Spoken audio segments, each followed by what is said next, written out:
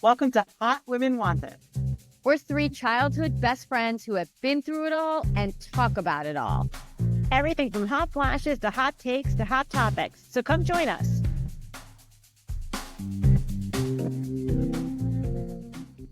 Hi, Hotties. Welcome to Hot Woman Wanted. I'm Julie Cola, joined by my fellow Hottie and co-host, Julie Strauss-Greeley. Meredith Young is out on assignment, as they say.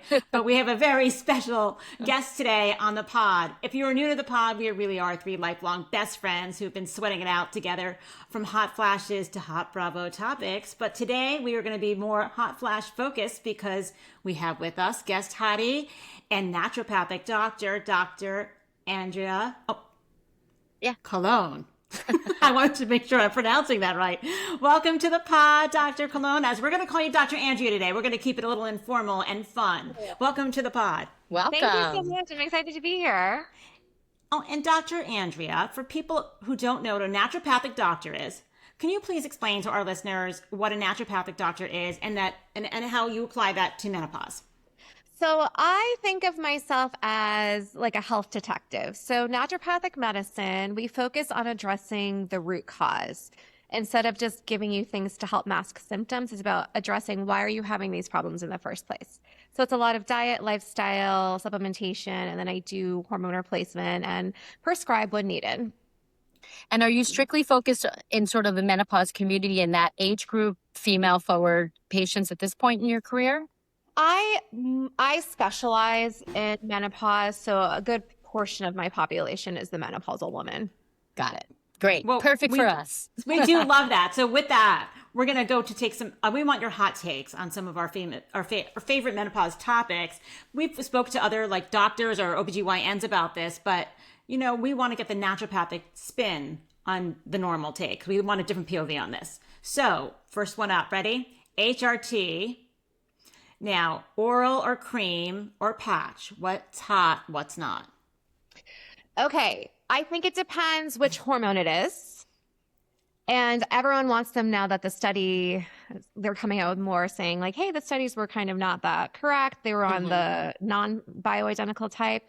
Right. So estrogen, I usually, patches I think are really popular. The topicals, I usually personally tend to stay away from oral estrogen just because I find there's issues more with the metabolism and women have more side effects from those. But I think most of the hormones can be done topically, minus like progesterone. I'll give orally if someone has sleep issues. So I sit down with my patients and I find out what works with their lifestyle, because some people don't want to apply a cream every single day, or if they're sweating and they're doing hot yoga 5 days a week, I'm not going to recommend a patch to them. Maybe they would do better with like pellets or a troche or something else.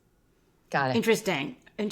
Okay, and then progesterone and testosterone, like what is your take on that for women, hot or not? I know some people, obviously if you're taking estrogen and you still have a uterus, you have to have the progesterone. We know that. But testosterone, that's like the extra that a lot of women do add.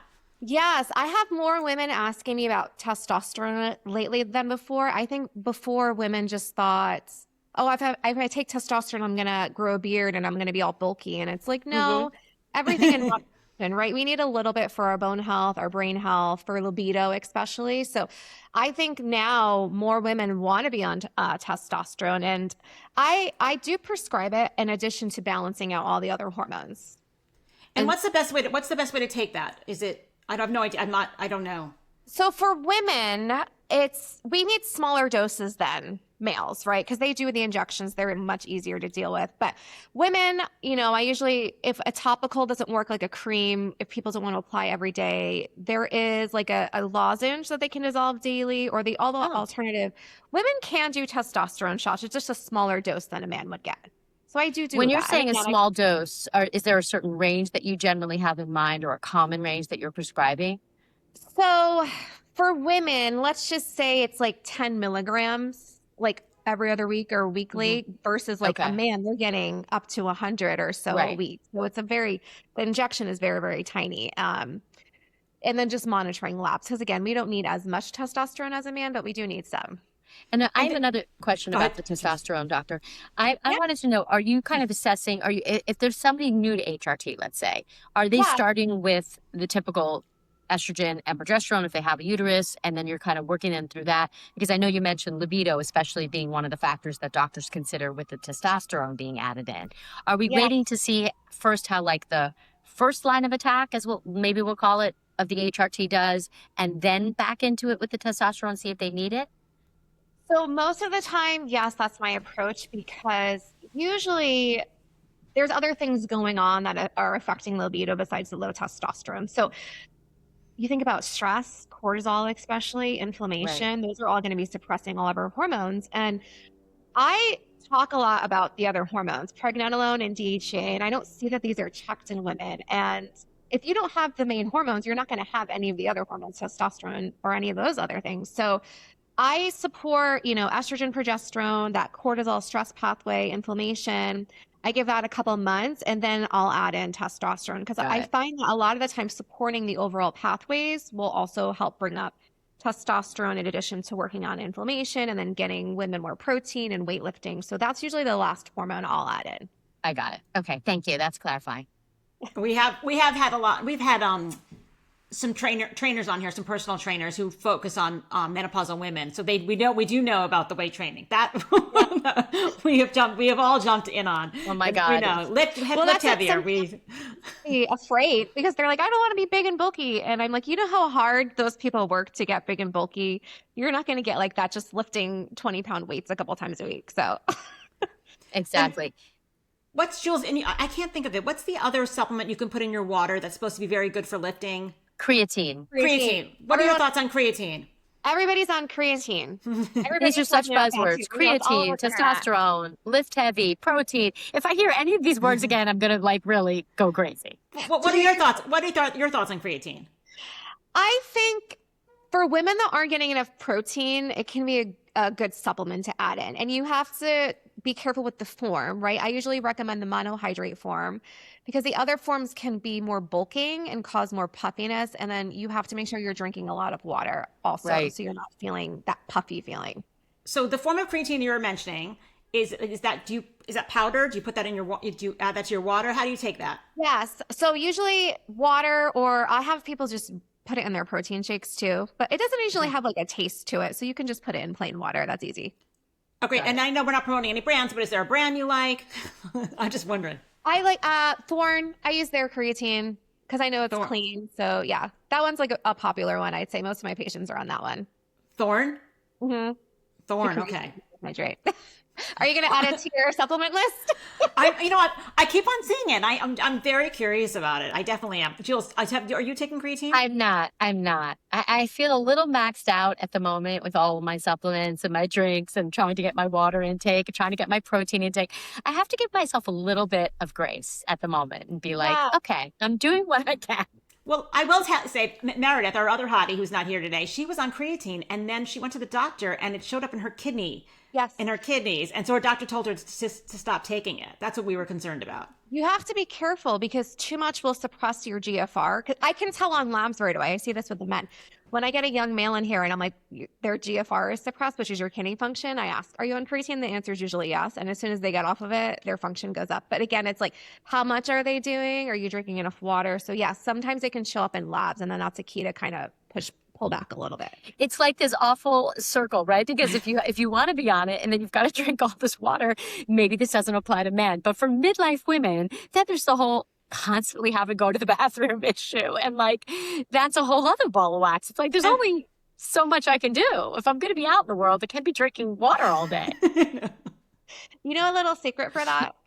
What is it? Electrolytes. Okay, yes. Electrolytes. You put that in your water. It changes the osmolarity of the water, so that you're not just urinating it out right away. But also, I do that though. Happening to a woman with menopause, I also am wondering about loss of estrogen, because there's a connection there with frequent urination and frequent UTIs. So yeah. I was having definitely issues with that before I went on HRT. So for me, I've seen big improvements with that. Okay. I was like, I literally had to have a map of New York City. Where's the nearest bathroom? I've got to find it. Somebody make that app, please. You could make an app for that. Like, I know, I was going to say, so that's like a moneymaker. If only I was like, as these gals know, not technical at all. Otherwise, I think it's a brilliant idea. I'm like, this is like a Shark Tank idea, like an app of like where the public restrooms are. yes.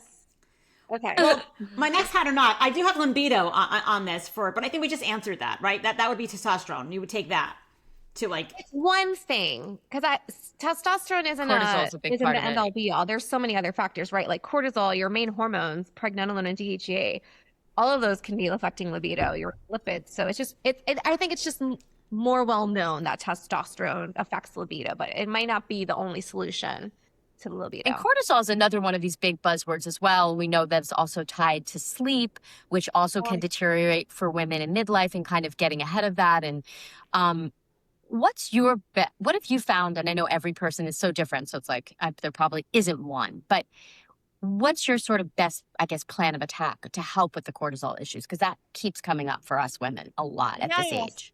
It's really interesting to me because when I see patients, everyone has this idea that cortisol is bad. They're like, I want to lower my cortisol. And I'm like, no. Oh. Everyone, I know a lot of people online talk about you have to lower cortisol, but that's honestly such a small percentage of people I see that actually have high levels. Younger women typically have higher levels. That's like an early stress response versus the women that I see that are dealing with family, work, they're constantly busy and under stress. Cortisol usually is starting to go too low or it's suboptimal. And that's a different stage of like what I call adrenal fatigue. So, cortisol is supposed to be higher in the morning and it's supposed to decrease as we go to bed. But most of the people I test, their cortisol is low in the morning. That's why they're tired and they can't get out of bed. And then sometimes it's spiking at night because they're up working. So the pathway's off a lot of the times. And I need to support their cortisol by giving them like more support. So it's higher typically. Those are the patients that I see usually. Got it. And we're big magnesium supporters. Like that helps me at night now. Like I take two, how much is it, Jules? Like two.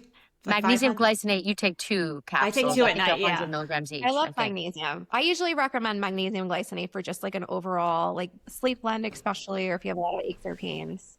I found like that was a game changer for sleep. That completely helps me. I'm and glad. then hiring the dose. Yeah, that's definitely. I definitely am the oldest woman who still gets her period, so I'm technically still in perimenopause, even though my age. I don't even know that. if it's peri. It's basically every 28 days. So. Well, you're lucky. I have women that are in their 50s that have a regular cycle. That's me. Yeah. Yeah. Well, I don't know how you feel about that, but good for you. And it's a sign of health. So. No, I know, but it's just I feel like I'm going to be in menopause like in my 70s. That's the only thing. And there's also kind of like the drag of having a period, which, now it's such a distant memory for me. The thought of like having to even buy those products now, it's like it gives me hives thinking about it.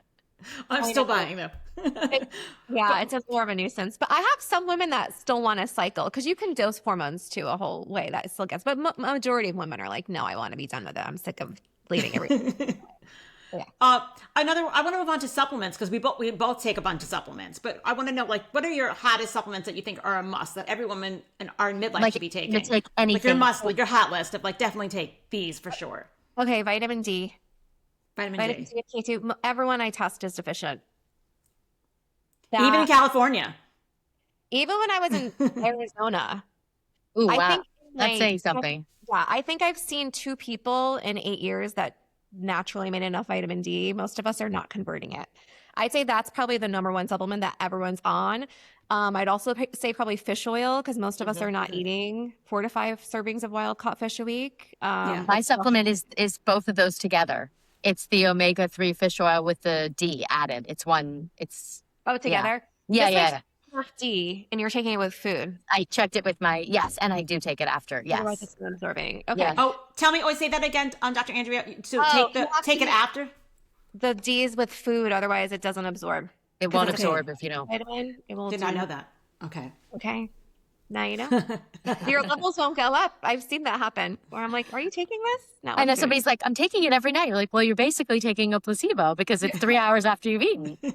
You're wasting your money. Sorry. You know what? It's so funny that you say that because I switched it to the morning because I take other medicine that I have to take after I eat like a little breakfast meal. So I switched that to the morning for that reason because I was taking it like too many hours after a real meal and it was not I was getting some benefit, but not the full benefit. Okay. So take it before you eat or right after you eat? I would take it like right after you eat. Right. Yeah. Okay. I'm Right going to change that. That's great information. Okay, great. That's something I'm doing wrong. Check. And it should have K2 in it if you're doing higher doses to help with the absorption a little bit more. Mm-hmm. And I think, again, like a B complex, like generally, so I'd say like a D fish oil, B complex, those are kind of like essentials, I think, for most patients. I feel like a lot of women don't know about the B complex. I have an autoimmune disease. I have psoriatic arthritis. So my arthritis doctor a few years ago was kind of a little ahead of the whole going into being fully in menopause thing, had put me on a B supplement that addresses all the B vitamins. But I feel like, can you speak to that a little bit from your standpoint, from your naturopathic viewpoint? Because I feel like people don't know a lot about B. They're used to hearing about fish oil. They're used to hearing about vitamin D. Talk to us about why the B complex is so important. So I like to recommend a B complex that has all of the Bs in there because we utilize those for metabolism, our mood support, pretty much every metabolic process in our body. And when I do check them on labs, most people are deficient. And again, it's not just being like clinically low, it's about being suboptimal. So you think about menopause, mood issues are a big part of that. So like the B12, B6, even some hot flashes, some of those B vitamins will help with that. High cholesterol, which I usually also see in menopause, some of the B vitamins help with that. So I just find that generally Bs can help support like the menopausal symptoms, the mood, low energy, like brain fog. It can help most women help with that. Do you have a preference whether it's a pill form or a liquid form? No, if I have someone that has a history of like gastric bypass, I usually will recommend liquids. For me, it's more about, I check homocysteine, which is related to like that MTHFR gene. So that tells me more if someone needs a methylated type or not. That's more what I look at. Okay. Unless someone says I can't swallow capsules, then I'll say, okay, let's take like a lozenge or a liquid form instead. Got it. Okay. Perfect. And then how do you feel about a multivitamin? You know, they have the multivitamins for women over 50, 50 plus. What do you think about that in addition to taking the other ones? Well, I think it depends on the source because some of the over-counter ones are literally just junk when they've tested them. There's not even the vitamins that are in there. And I think, a multi can be a good addition when labs are optimized. I don't usually give a multi right away if I'm trying to, let's say, like increase the Bs right away because it's a smaller dose. Or like a vitamin D, it's going to be a smaller dose than it is to be able to get the labs up where I want it to be. But I think a multi, if someone's diet's not that great, if they're not eating a lot of vegetables, a multi is fine. I usually will give a multi and other nutrients along with it to help get the levels up if they're not. So don't feel like you're going to reach the levels that you want to reach by just taking that one multi. But if you're taking it in conjunction with some of these others that you've identified, like the B complex, the D.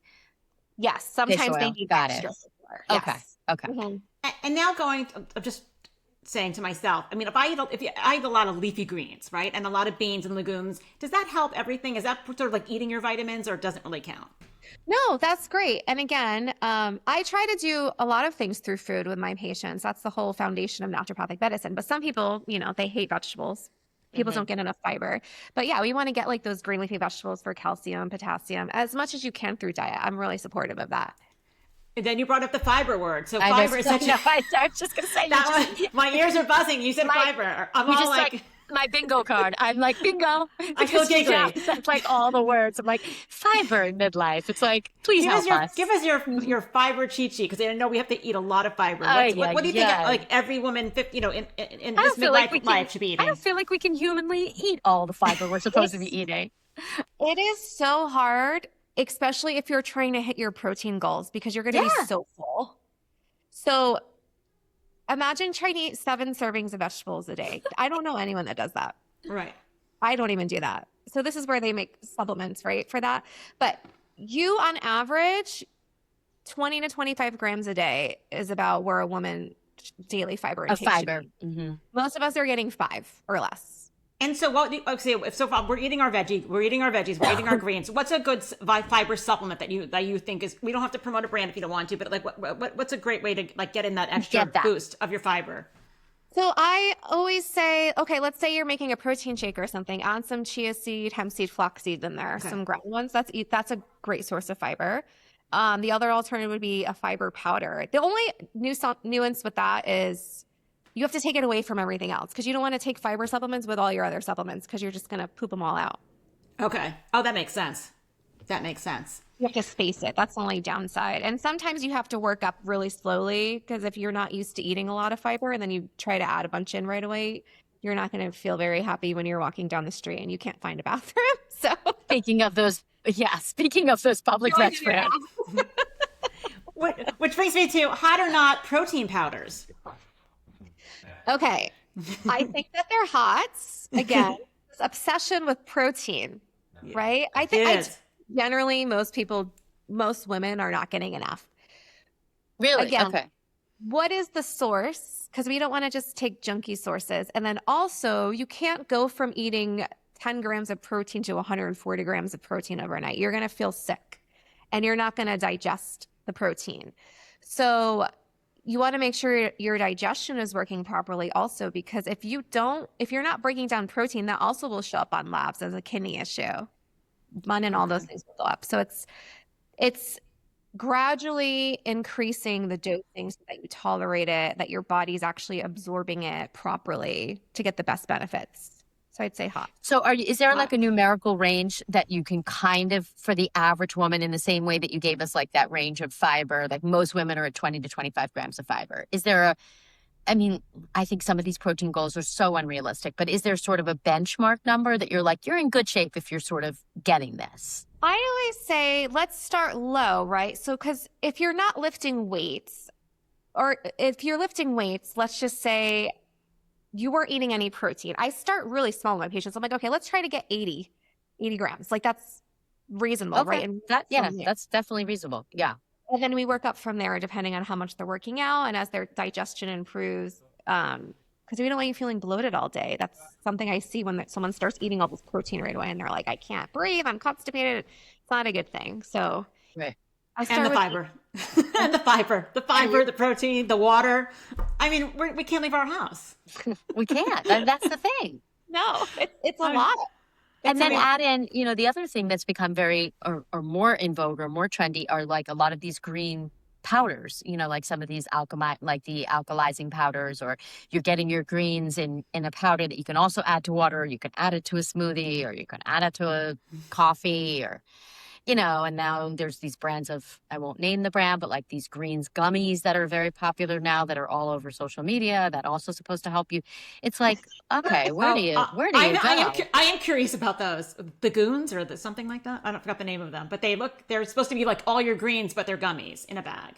I know that brand. I do greens powder. I do it in my matcha and my protein. That's what I wake up with because then I have something in my system before I have breakfast. But gummies, I think they're great for kids.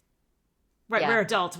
My doctor was on the fence about them as well. She's like, I think this is more marketing than anything else. Nothing against the brand, but yeah.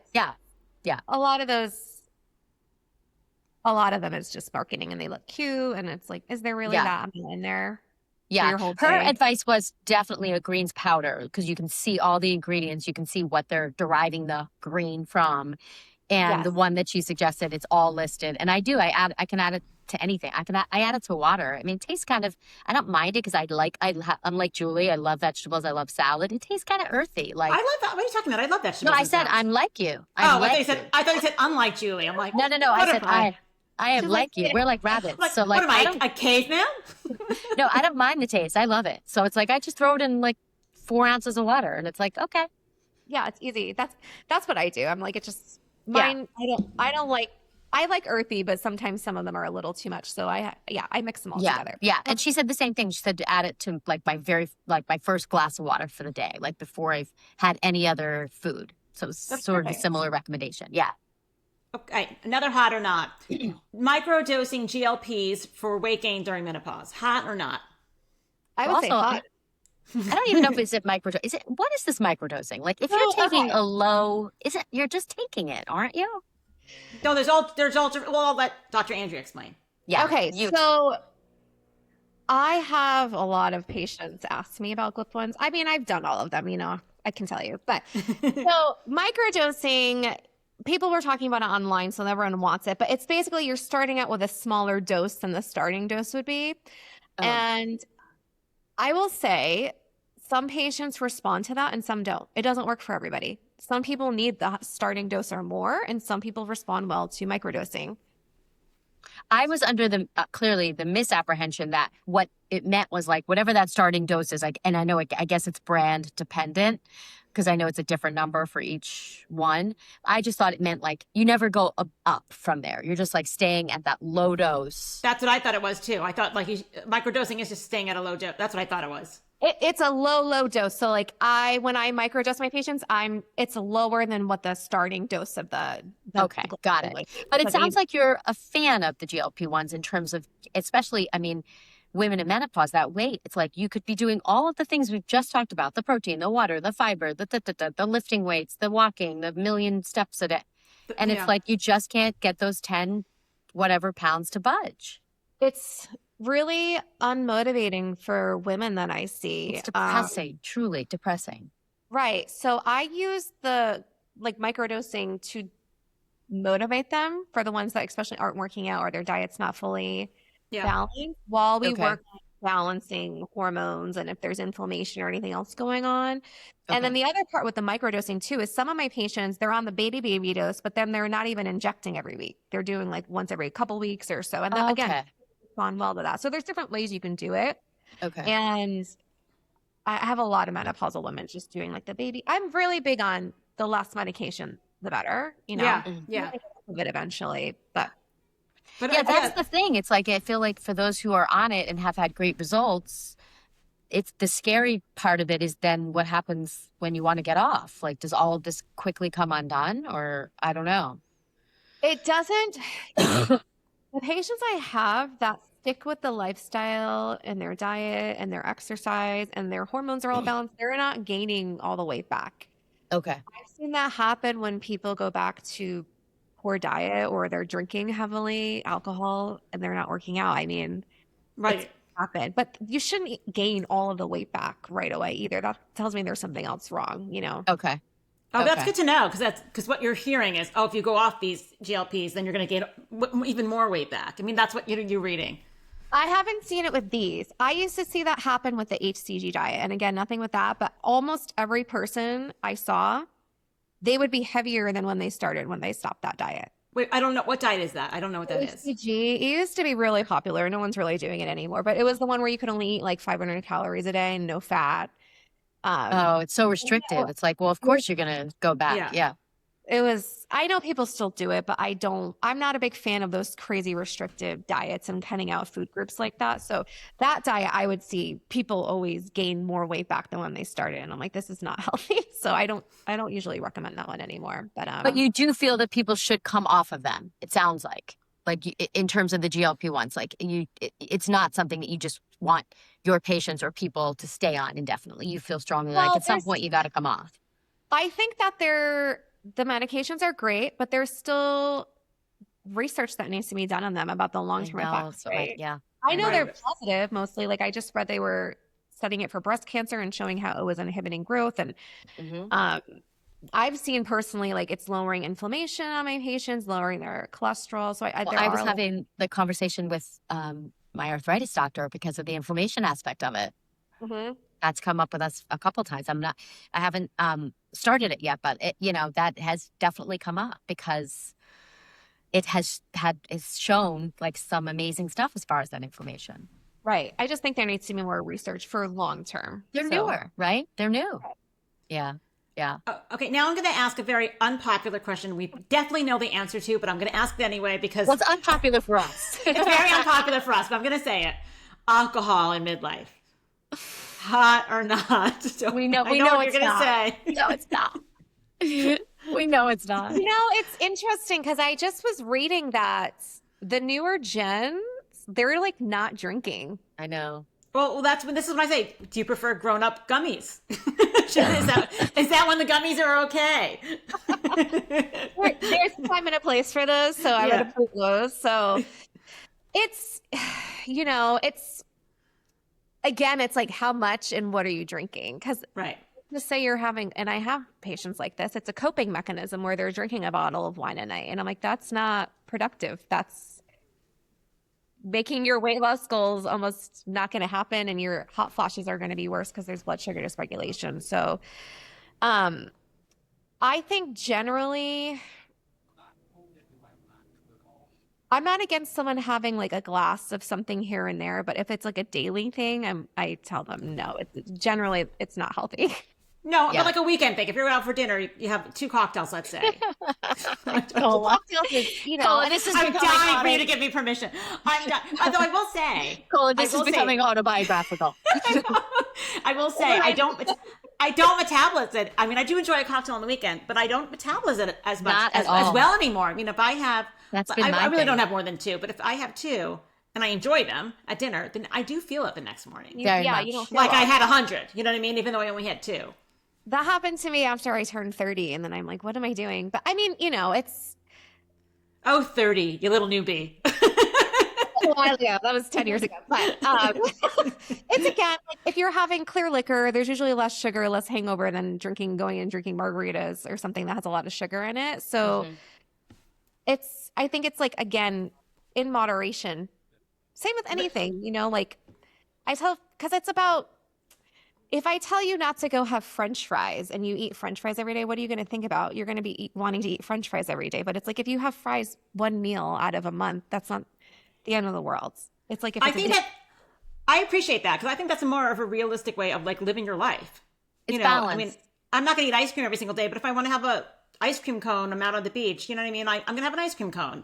Not going to have it every single night, but I'm going to enjoy it. Right. Mm-hmm. Treat. And that's how I tell I encourage my patients to have treats here and there. It's just like if it's a daily habit, that's a whole nother problem. But it's like I don't want people to feel like so restrictive. So if you have a glass of something here and there, sure. But you just told me you don't feel well. So then I ask, well, why would you do it? Right.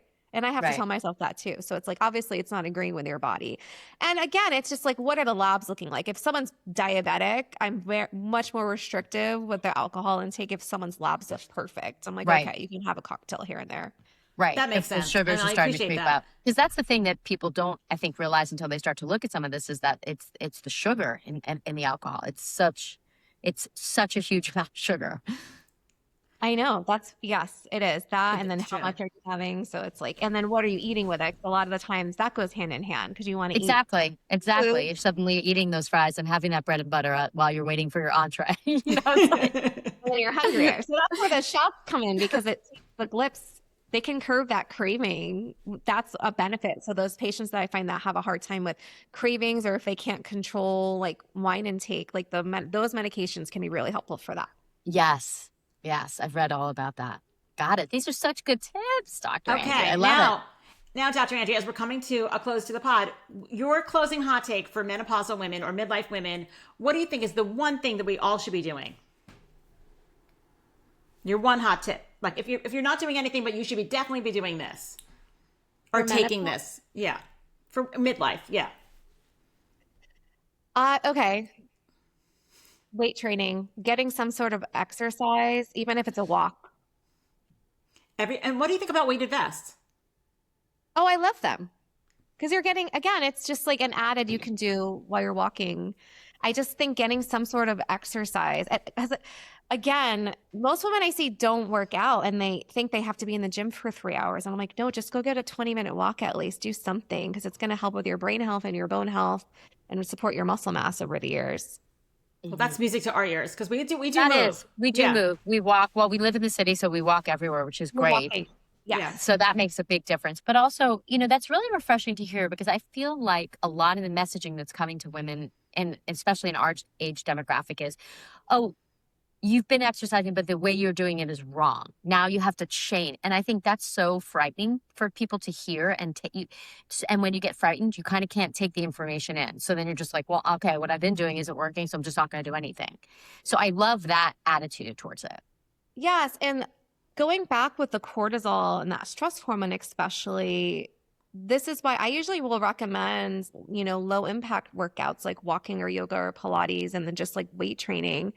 Because if you're going running and your cortisol's completely depleted, that's the worst combination you can have. So I think people need to get out of their heads that they need to go do this like crazy run for 5 hours to lose weight. And because a lot of the times that's counterproductive. And again, just getting a 20 to 30 minute walk per day, a brisk walk can be enough. So doing some kind of movement, Ray, I'm supportive of that.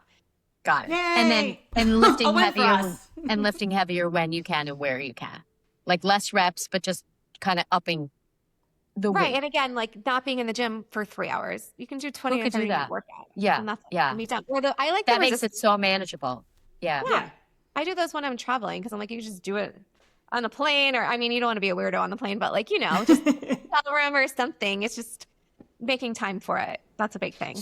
So for people who don't have a naturopathic doctor in their life, or maybe they have, they just see their regular OBGYN, if not yet kind of gone into the realm of like, I happen to see a menopause specialist in New York City that I've been seeing now for a number of years, who I love. But you talked a lot about the testing that you're doing in your patients and what you're looking for in blood work. Can you give us a little bit of like, are there things that people should be asking let's say their regular OBGYN at their annual, should they be asking for specific tests? Some of us, I mean, the doctors who delivered my babies were men. I love them. They're amazing. That's why I switched to a female menopause specialist when the time came. I will only say positive things about them. But like, is there kind of a little mini script that people should have in their heads, or things they should be asking for when they see their OBGYN? Yes. So especially if you have symptoms, because that tells me there's an imbalance going on, right? And Okay. if I like to see a full panel, especially the first time I see someone. So you have, again, as we talked about, other hormones besides estrogen and progesterone, and half the time those don't even get checked. But I want to see all of the sex hormones, the cortisol, pregnenolone, DHEA. I want to know what the full thyroid is looking like, not just TSH.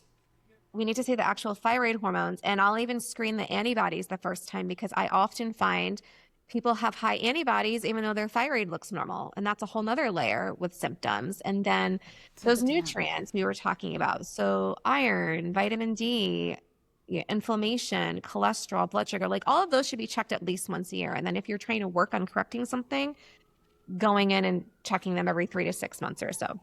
Okay.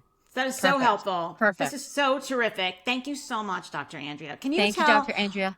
our listeners where they can find you on social?